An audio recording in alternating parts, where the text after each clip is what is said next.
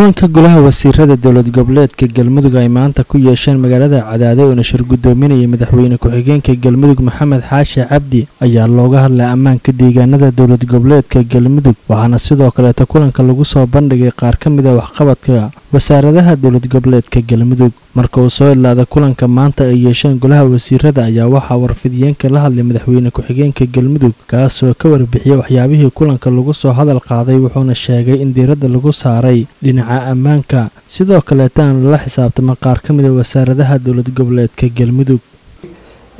qodobka amniga waxa laga hadlay sida la socotaan ayaamahan waxaa jiray arrin amni darra oo ka soo noqnoqotay deegaanada galmudug runtii oo dad ku dhidhimanayeen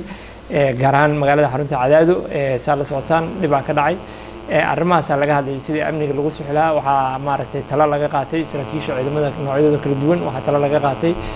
wasiiradii iyo howlihii oo dhan warbixinadii oo dhan markii la isweydaarsadayna waxaa laga hadlay sidii amniga loo sixilaa runtii mid kalena waxaa la soo bandhigay qorshihii loo diray hadda ka hor wasaaradaha qaar ka mid ah ayaa soo bandhigay sida wasaaradda cadaaladda wasaaradda amniga iyo wasaarado kale waxaana soo bandhigeen runtii wixii uu qabsoomay dhowrkii bilood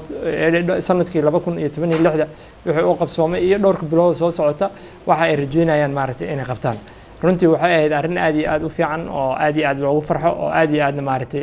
muhiim u ah saa la socotaan maaragtay galmudug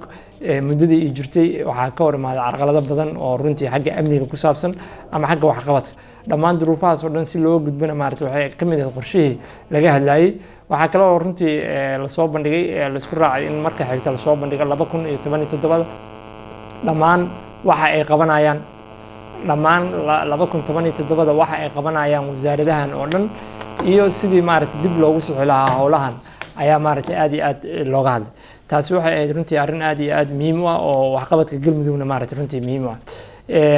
runtii arrimaha ciidamada iyo amniga haddii aan kusii noqono saa la socotaan galmudug waxay leedahay ciidamo kala duwan sida kuwa nisa sida kuwa maaragtay daraawiishta sida booliska iyo maaragtay ciidamada qaybta 12aad oo ayagana maaragtay wada shaqeyn naga dhaxayso oo jooga deegaanada galmudug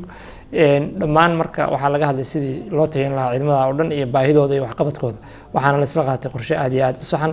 aan soo bandhigi doono waqtiyada dambe haddii la yiraahdo maxamed maxamuud owaadan TV-ga caalamiga Universal Cadaado.